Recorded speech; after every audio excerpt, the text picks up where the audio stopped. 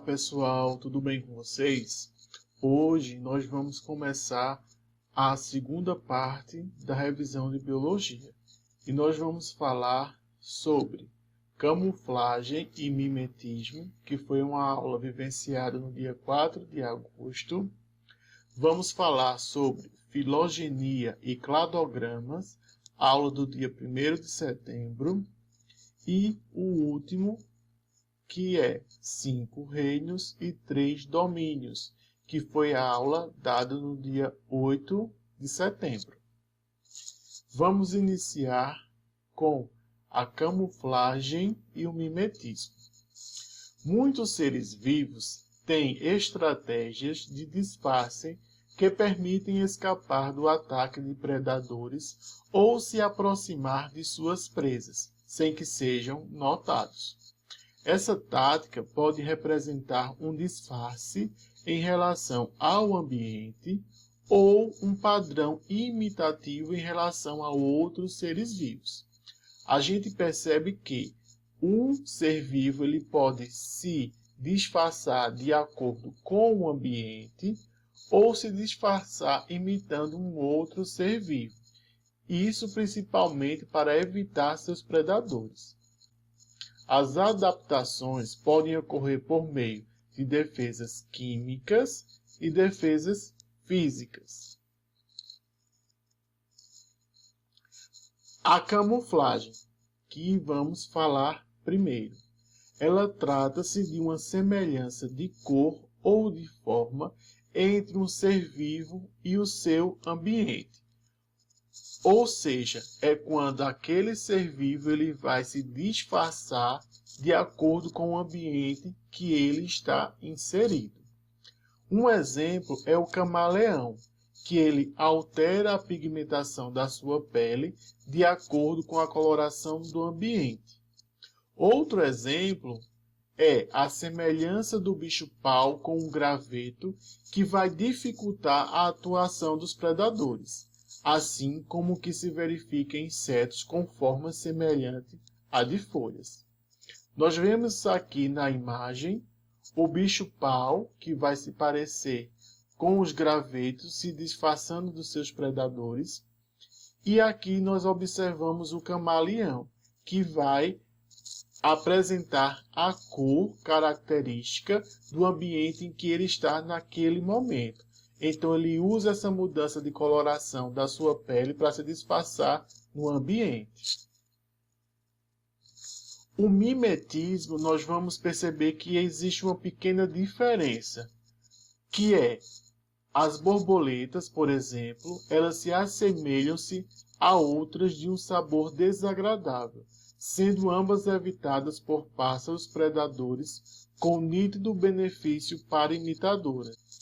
As borboletas vice-rei, que apresentam um padrão de coloração semelhante ao da borboleta monarca, Danaus plexippus, é altamente tóxica. Dica importante: no mimetismo, um ser vivo vai imitar outro ser vivo. Como assim? Nós vemos aí o caso da borboleta. Uma borboleta vai imitar a outra que tem um sabor que não é apreciado por seus predadores. Ou seja, ela é uma borboleta tóxica que vai causar prejuízos a quem ingerir. Então, nós temos aquela que vai apresentar essa característica de ser tóxica e vamos ter uma outra espécie que vai imitá-la, as suas características, para confundir a ação dos predadores. Aqui nós temos o exemplo. Essa daqui é a borboleta monarca, que é altamente tóxica. E aqui nós temos a borboleta vice-rei. Ela vai apresentar um padrão de coloração semelhante ao da borboleta monarca. Então aqui nós vemos que o padrão de cor ele é bastante parecido, mas há algumas pequenas diferenças, como aqui, ó, na parte da cabeça da borboleta. E nós temos aqui também nas asas, onde aqui, ó, nós temos duas fileiras de pintinhas brancas e na outra nós vemos apenas uma. Então, como forma de enganar seus predadores, A borboleta vice-rei ela apresenta um padrão semelhante àquela borboleta monarca que é altamente tóxica para os seus predadores. Outro exemplo também que nós podemos observar é a cobra coral, que é considerada um tipo de cobra bastante venenosa, que apresenta diversos círculos ao redor do seu corpo.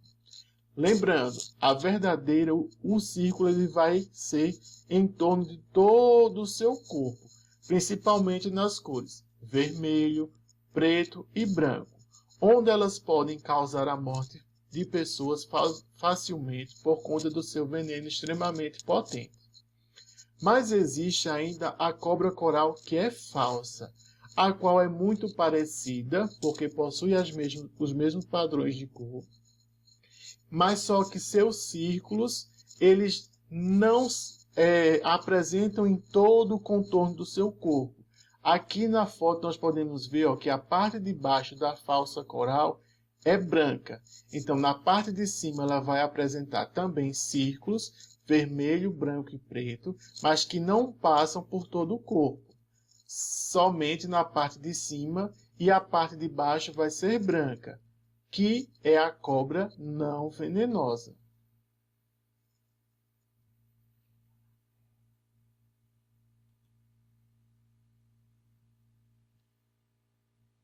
Outro exemplo também que nós podemos observar em algumas espécies de borboleta, que é também característico do mimetismo, é o agrupamento de alguns indivíduos para tentar intimidar o predador. Por quê?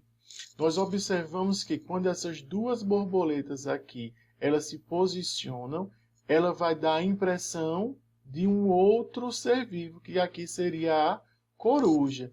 Então, nesse caso, nós temos aqui dois indivíduos que se posicionam de uma forma a formar uma imagem, né, que vai enganar o seu predador. Este também é um caso de mimetismo. Por quê? Porque ela está imitando um outro ser vivo. Lembrando, quando o ser vivo imita o ambiente, é camuflagem. Quando o ser vivo imita outro ser vivo, é mimetismo. Fica aí a dica. O nosso próximo assunto será sobre filogenia e cladogramas. Ao dispor um grande número de características comparativas mais confiáveis, que são anatômicas, embriológicas, funcionais, genéticas e comportamentais, existia um grupo de biólogos interessados na classificação dos seres vivos e eles puderam elaborar hipóteses mais consistentes a respeito da evolução dos grandes grupos. Lembrando que essas hipóteses elas levavam em consideração justamente essas características que eram comparadas entre os seres vivos. Como eu já falei, as características anatômicas, embrionárias, funcionais, genéticas e comportamentais.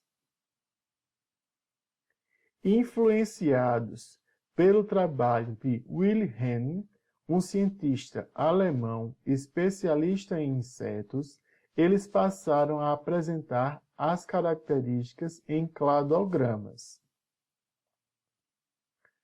Então, a filogenia ela vai estabelecer graus de parentesco evolutivo.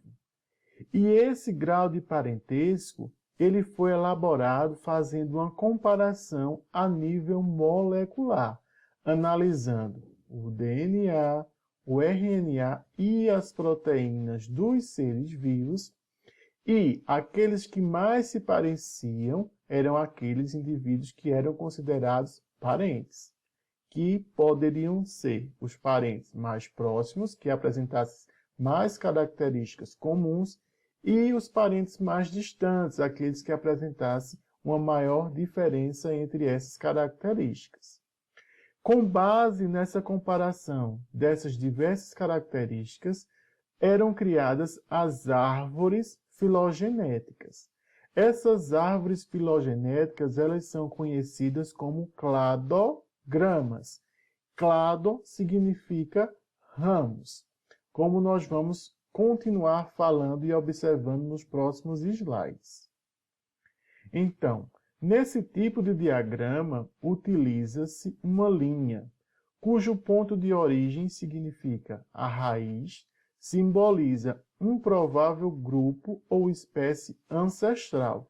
Então, desse ponto comum, nós temos um ancestral comum entre diferentes espécies. De cada nó surge um ramo, que conduz a um ou vários grupos. Então, esse nó vai dar origem a um ramo, e esse ramo ele pode dar origem a um ou vários grupos de uma nova espécie. Com os cladogramas, pode-se estabelecer uma comparação entre as características primitivas, ou seja, aquelas que se originaram primeiramente, e as derivadas que foram compartilhadas por grupos que se sucederam, ou seja, que surgiram posteriormente. Ao observarmos esse cladograma, nós vamos ver aqui o ancestral comum e a característica que originou essa diferenciação entre um ramo e outro. Vejamos, o grau de parentesco evolutivo é estabelecido em função do número de características em comum. Quanto mais características comuns os indivíduos apresentarem, maior grau de parentesco evolutivo eles terão. As características emergentes, que são aquelas que vão surgindo ao longo do tempo na evolução dos indivíduos, elas podem ser caracterizadas em dois tipos, apomorfia e plesiomorfia.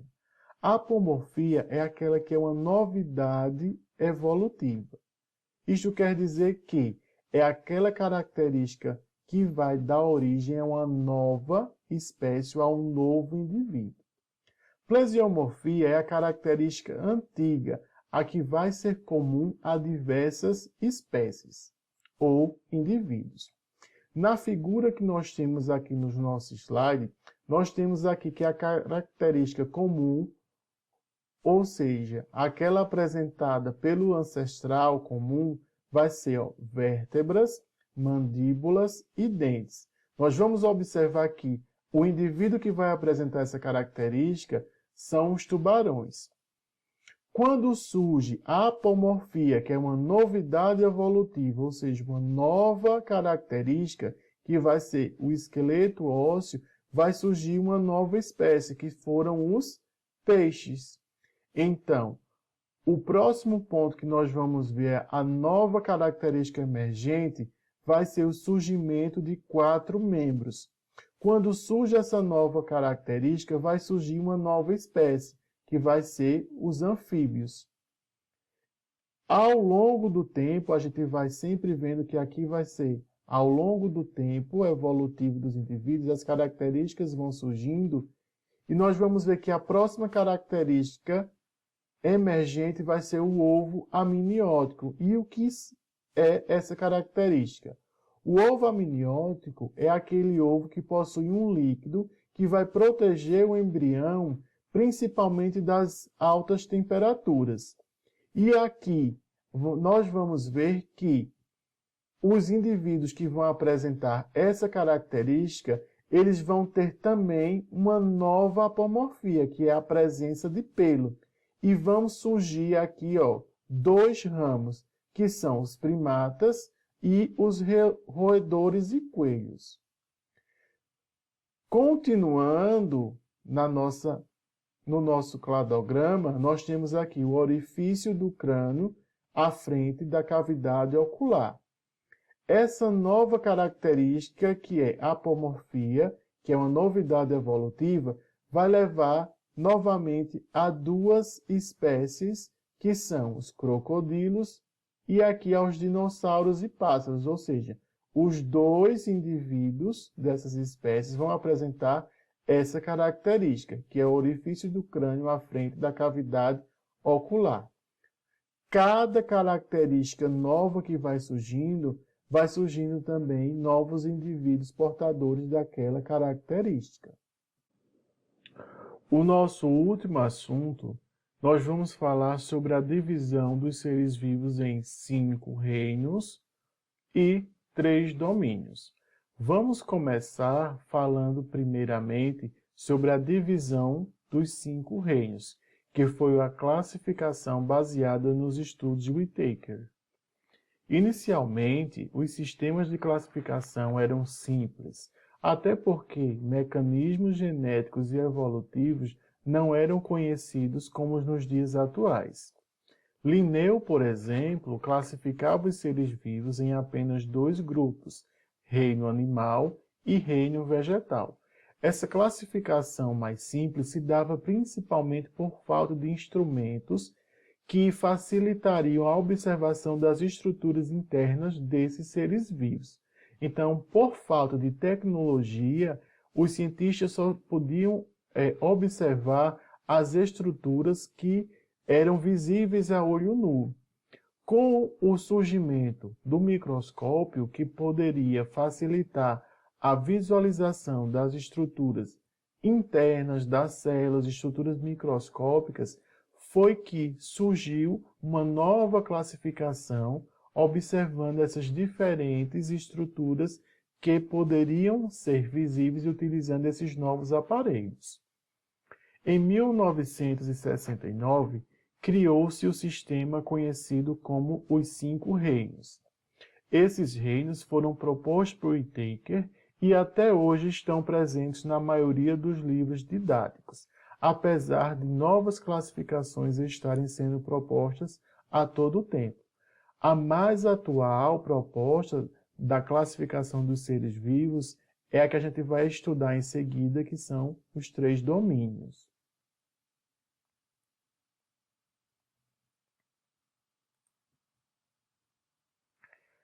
Nessa classificação dos 5 reinos, nós vamos observar cada um desses reinos e suas características.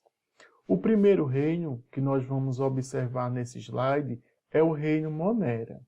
Esse reino ele engloba todos os organismos procariontes existentes. Todos os organismos que não apresentam núcleo delimitado por membrana nuclear. Eles apresentam seu material genético disperso no citoplasma da célula. Nesse grupo, todos os representantes também são unicelulares. São apenas formados por uma célula. E o modo de nutrição pode ser autotrófico ou heterotrófico. Isto quer dizer que alguns indivíduos produzem o seu próprio alimento e outros não produzem o seu alimento. Como exemplo de representantes do reino Monera, nós podemos citar as bactérias e as cianobactérias. Como nós podemos ver aqui a representação das cianobactérias. O próximo reino é o reino protista. Esse reino, que atualmente é chamado de protista, ele engloba seres unicelulares ou pluricelulares, eucariontes, autotróficos ou heterotróficos, como, por exemplo, de representantes desse reino, nós podemos citar algumas algas uni- e multicelulares e os protozoários. Essas algas elas podem ser formadas por apenas uma célula ou por várias células. No slide, nós podemos ver a representação aqui do protozoário. Uma característica são a célula eucarionte, onde ele vai apresentar o seu material genético envolto por uma membrana nuclear, bem organizado a estrutura do seu núcleo. O próximo reino é o reino fungi. Esse reino ele vai englobar organismos uni- e multicelulares, eucariontes e heterotróficos.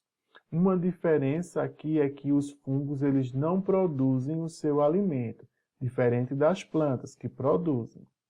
Como exemplo, nós podemos citar os bolores, os cogumelos e também os levedos.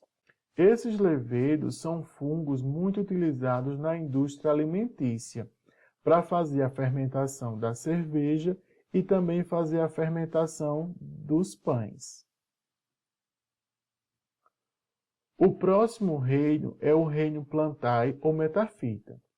Esse reino inclui organismos multicelulares, eucariontes e autotróficos, que são seres formados por muitas células que têm o seu núcleo organizado, o seu material genético nele, e autotrófico porque eles são capazes de produzir o seu próprio alimento. Como, por exemplo, podemos citar as hepáticas, as avencas, os pinheiros e os ipês. Todas essas plantas estão nesse reino. O próximo reino é o reino Animalia ou Metazoa. Nesse reino são organismos multicelulares, eucariontes e heterotróficos. Como exemplo dos representantes desse reino, nós podemos citar nós, seres humanos, as esponjas e as águas-vivas e também os peixes. A classificação mais atual dos seres vivos está dividindo os mesmos em 3 domínios. A categoria mais abrangente é o domínio, e são 3 os domínios conhecidos. O domínio bactéria, que vai incluir as bactérias e os seres procariontes. O domínio árquea, que vai incluir outros organismos procariontes, como os chamados metanogênicos, que vivem em ambientes ricos em gás metano, os halófilos, que vivem em ambientes ricos em sal, e alguns termófilos, que são seres que vivem em ambientes com altas temperaturas, por volta dos 100 graus Celsius. E o último domínio é o domínio eucária, que vai incluir todos os seres vivos eucariontes. Lembrando, indivíduos eucariontes são aqueles indivíduos cujas suas células apresentam a membrana nuclear para envolver todo o seu material genético. Aqui nós podemos observar, nesse slide, a divisão dos seres vivos nos 3 domínios. O primeiro, domínio bactéria. O segundo, que vai ser o arqueia, que vai estar nessa aqui. E, por último, o domínio eucária, onde nós vamos englobar 4 dos reinos que nós vimos anteriormente: o protista, o plantae, o fungi e o animalia. Com isso, nós encerramos a nossa revisão. Quero desejar boa sorte a todos na nossa avaliação, agradecer por assistirem a nossa aula e qualquer dúvida você pode entrar em contato comigo pela sala virtual e também pelos grupos de WhatsApp. Até a próxima aula!